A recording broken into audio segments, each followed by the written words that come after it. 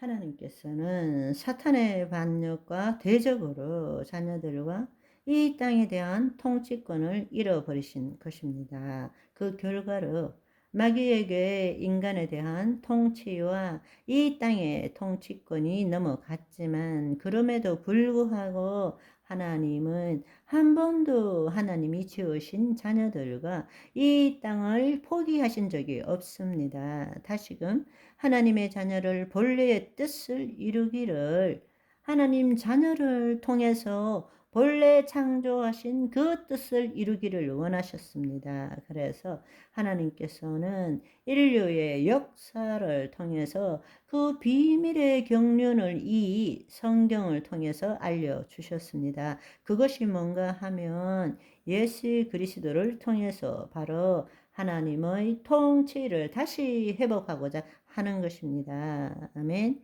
그 일을 이루기 위해서 마침내 때가 이르러 말씀이신 예수님께서 이 땅에 육신이 되어 오신 것입니다. 따라서 이 땅의 통치, 하나님의 통치가 이루어지도록 한 첫 사람이 바로 예수 그리스도입니다. 그래서 우리가 인자라고 말씀하죠. 인자라는 것은 사람의 아들이지만 하나님의 뜻을 이루는 목적을 가지고 오신 분인 것입니다.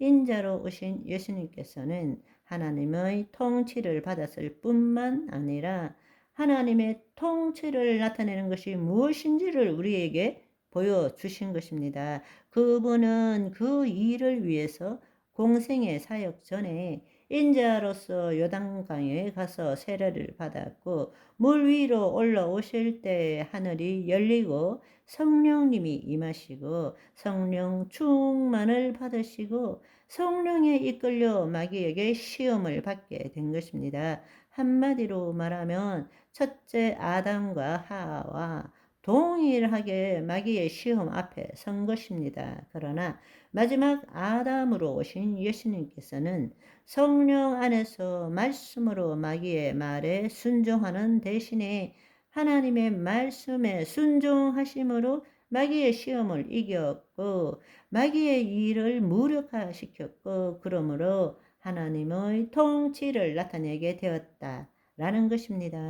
아멘.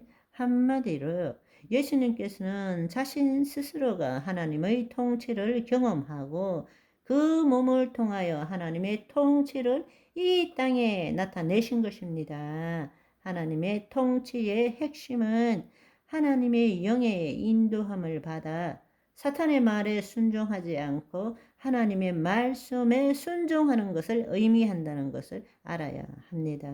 아멘. 예수님께서는 태어나서부터 돌아가실 때까지 바로 그러한 삶을 사신 것입니다. 아멘. 하나님의 통치, 그 말은 반대말로 하면 마귀의 통치입니다. 그러면 하나님의 통치와 마귀의 통치의 그 핵심은 뭐냐? 바로 하나님의 자녀인 우리 인간이 하나님의 말씀에 순종하느냐, 마귀의 말에 순종하느냐, 여기에 따라서 하나님의 통치가 될 수도 있고 마귀의 통치가 될 수도 있다라는 것입니다. 예수님의 삶을 한번 생각해 보십시오. 예수님은 요한복음 12장 49절 50절의 말씀에 보면 내가 내 자의로 말하는 것이 아니라 나를 보내신 아버지께서 내가 말할 것과 이룰 것을 친히 명령하여 주셨으니 what to say, how to say, 무엇을 말해야 될 줄, 어떻게 말해야 될지를 친히 명령하여 주셨으니 나는 그 하나님의 말씀이 영생인 줄 아노라. 내가 너희에게 이르는 말이 영이요 생명이니라. 그러므로 내가 이르는 것은 내 아버지께서 내게 말씀하신 그대로이니라. 예수님께서는 하나님의 말씀만 말하셨다라는 사실입니다. 아멘. 요한복음 5장 19절에도 보시면 진실로 진실로 내가 너희에게 이르노니 아들이 아버지께서 하시는 일을 보지 않고는 아무것도 스스로 할 수 없나니 아버지께서 행하시는 그것을 아들도 같이 행하느니라. 그러니까 아버지를 나타내신 것이죠. 바로 이것이 예수님이 하나님의 통치함을 받으셨고 하나님의 통치를 그 몸을 통해서 나타내었다라는 것을 말하고 있는 것입니다. 더 놀라운 사실은 주님께서는 바로 그 하나님의 통치가 예수 그리스도를 믿는 하나님의 자녀에게도 동일하게 일어날 수 있도록 하신 것입니다. 그것이 바로 하나님 나라의 아름다운 소식, 좋은 소식이라는 것입니다. 아멘. 그 일을 위해서 예수님께서는 십자가를 지신 것입니다.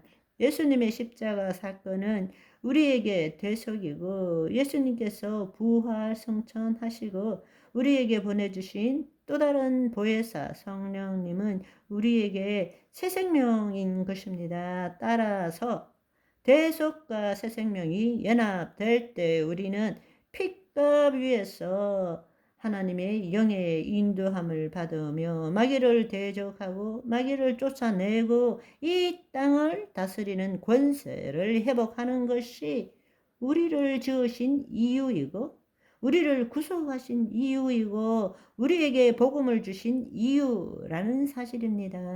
아멘. 하나님께서 그 아들 예수 그리스도를 이 땅에 보내주신 것은 우리로 하여금 그리스도 안에서 하나님의 아들 되도록 하기 위함 아니겠습니까?